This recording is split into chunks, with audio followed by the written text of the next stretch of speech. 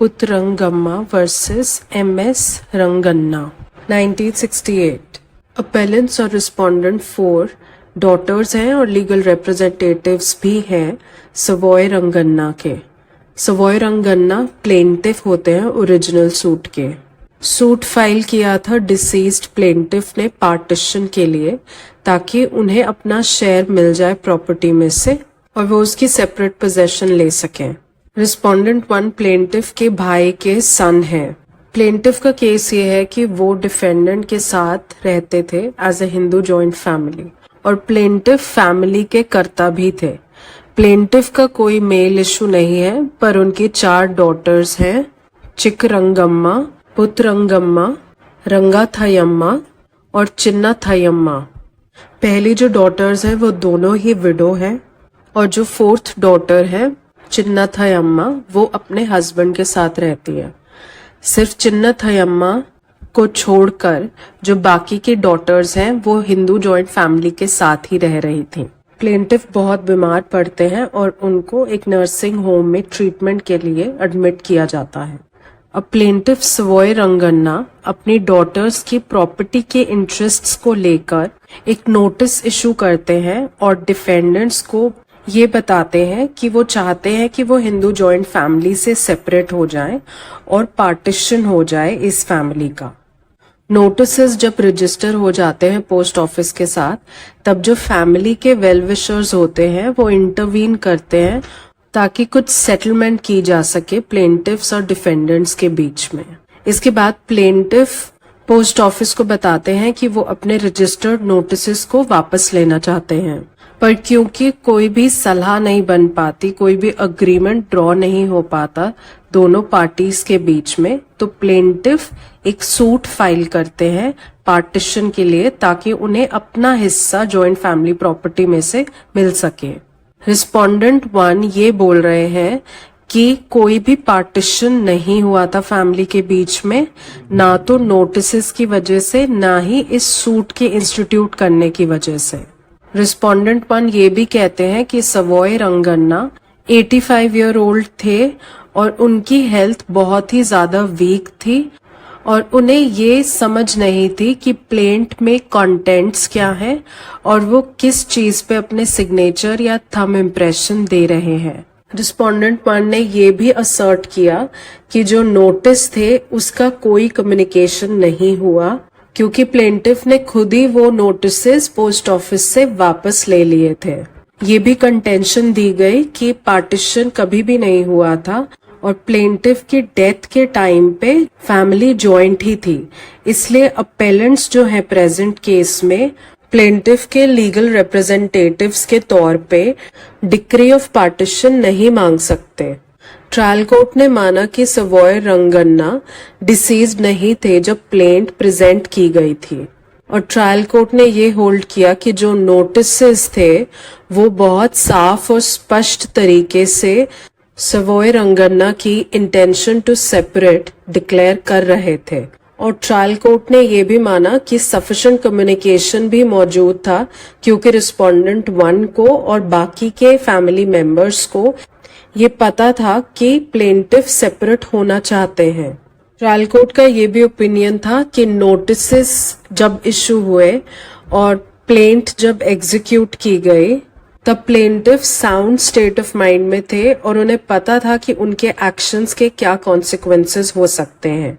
इसलिए trial court ने अपेलेंट्स को डिक्री ऑफ पार्टीशन ग्रांट कर दी।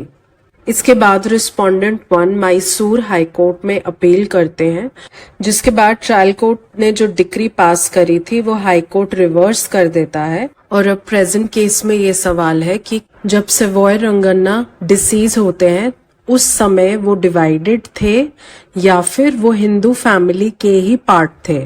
प्रेजेंट केस में कोर्ट ने ऑब्जर्व किया कि हिंदू लॉ की ये सेटल्ड डॉक्ट्रिन है कि अगर कोई भी मेंबर हिंदू जॉइंट फैमिली से सेपरेट होना चाहता है, फैमिली में पार्टीशन लाना चाहता है, तो वो अपनी इंटेंशन को बहुत साफ तरीके से डिक्लेयर कर सकता है।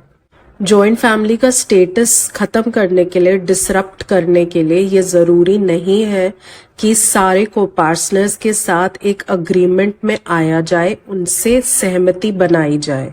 और ये भी जरूरी नहीं है कि जो बाकी के को पार्टनर्स हैं वो अपनी कंसेंट पार्टीशन होने के लिए दें।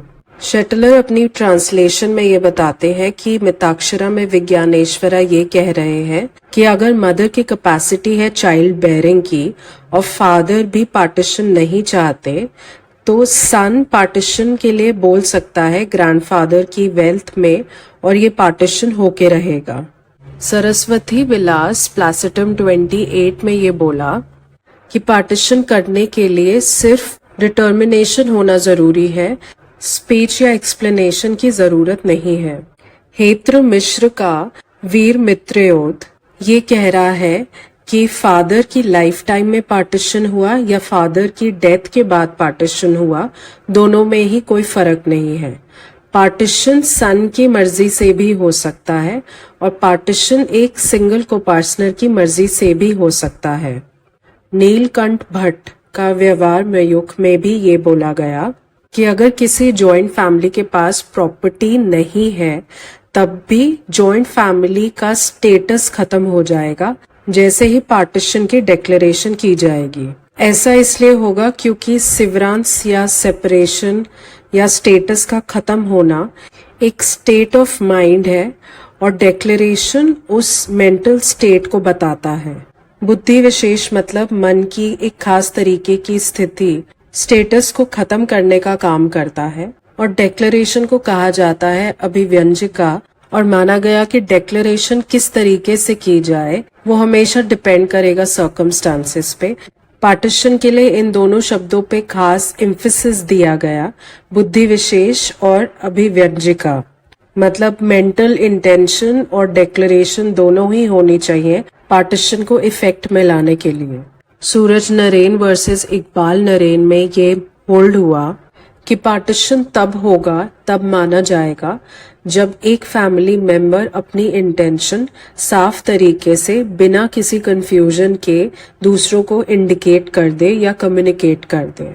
गिरजाबाई वर्सेस सदाशिव धुंधीराज में कोर्ट ने ये ऑब्जर्व किया था कि पार्टीशन एक इंडिविजुअल डिसीजन हो सकता है, और जब कोई भी फैमिली मेंबर अपना जॉइंट स्टेटस खत्म करना चाहता है और सेपरेट होना चाहता है फैमिली से, वो ये कर सकता है, और वो शेयर जो अभी तक अनडिफाइंड और अनस्पेसिफाइड था वो सेपरेट करके उसे दे दिया जाता है। पार्टीशन के बाद शेयर का मिलना बहुत नेचुरल रिजल्ट है। या तो पार्टीज आपस में शेयर स्पेसिफाई करके उसे डिवाइड कर सकती हैं, या अगर ऐसा नहीं होता तो फिर कोर्ट इंटरवीन करती है। आगे कोर्ट ने ऑब्जर्व किया कि एक बार अगर किसी भी को शेयरर ने अपना ये डिसीजन कम्युनिकेट कर दिया है कि वो सेपरेट होना चाहता है, तो उसको प्रॉपर्टी में से अपना शेयर मिल जाएगा। कभी भी कोई को शेयरर या फिर कोर्ट ये क्वेश्चन नहीं कर सकता कि पार्टीशन के लिए उसका रीजन वेल फाउंडेड था या सफिशिएंट था या नहीं।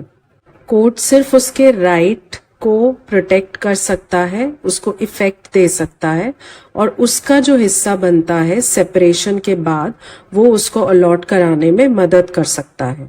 सैयद कसम वर्सेस जवाहर सिंह ये मानता है कि पार्टीशन एक अनइक्विवोकल डिक्लेरेशन के बाद इफेक्ट में आ सकता है।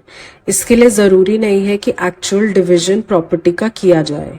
एक सूट जो पार्टीशन के लिए दायर किया गया, उसे माना गया कि वो सफिशिएंट है इंटरेस्ट डिवाइड करने के लिए, हालांकि डिक्री बाद में आएगी।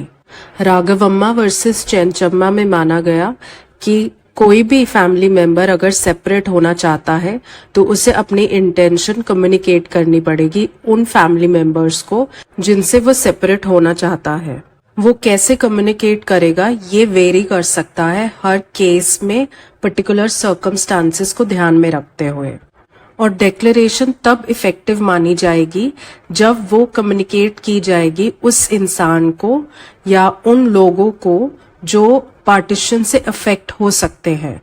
कोर्ट ने माना कि प्रेजेंट केस में डेफिनेट और अनइक्विवोकल डिक्लेरेशन थी पार्टीशन के लिए, और ये इंटेंशन रिस्पोंडेंट 1 को भी कम्युनिकेट कर दी गई थी और बाकी के मेंबर्स को भी कम्युनिकेट की गई थी। और कोर्ट ने होल्ड किया कि जो डेट ऑफ नोटिस थी वही डेट ऑफ सिवरांस यानी डेट ऑफ पार्टीशन है। जब इंटेंशन रिवोक की गई, जब नोटिसेस विड्रॉ किए गए, तब पार्टीशन ऑलरेडी इफेक्ट में आ चुका था। इसलिए एग्रीमेंट से वापस से हिंदू जॉइंट फैमिली बनना पॉसिबल नहीं था। सिर्फ एक ही तरीका है जिससे फैमिली जॉइंट हो सकती थी और वो था रीयूनाइट होना या रीयूनियन करना। लेकिन यूनिलैटरल डिक्लेरेशन को विड्रॉ करना अग्रीमेंट टू रीयूनाइट नहीं है। आगे कोर्ट ने ये भी माना कि ये सवाल कि क्या फैमिली मेंबर्स रीयूनाइट हुए हैं या नहीं, ये एक क्वेश्चन ऑफ फैक्ट है जो कि प्रूव किया जाना चाहिए। प्रेजेंट केस में कोर्ट के पास ऐसा कोई भी एविडेंस नहीं मौजूद है जिससे ये पता लग सके कि फैमिली मेंबर्स ने कोई अग्रीमेंट टू रीयूनाइट फॉर्म किया था। कुरापति राधा कृष्ण वर्सेस कुरापति सत्यनारायण में मद्रास हाई कोर्ट ने ये होल्ड किया था कि जब पार्टीशन के लिए सूट फाइल किया गया था तभी हिंदू जॉइंट फैमिली पार्टीशन हो चुकी थी और प्लेंटिफ इसे रिवोक या विड्रॉ नहीं कर सकता। मेंबर्स अब डिवाइडेड मेंबर्स ट्रीट किए जाएंगे और सबके रिस्पेक्टिव राइट्स को समझा जाएगा। प्रेजेंट केस में सवॉय रंगन्ना ने अपनी साउंड मेंटल कैपेसिटी में प्लेंट और वकालतनामा एग्जीक्यूट किया था। इसलिए अल्टीमेटली कोर्ट ने यही होल्ड किया कि अपेलेंट्स और रिस्पोंडेंट 4 जो डॉटर्स हैं और लीगल रिप्रेजेंटेटिव्स हैं सवॉय रंगन्ना के, वो पार्टीशन डिक्री को पाने के लिए इंटाइटल्ड हैं।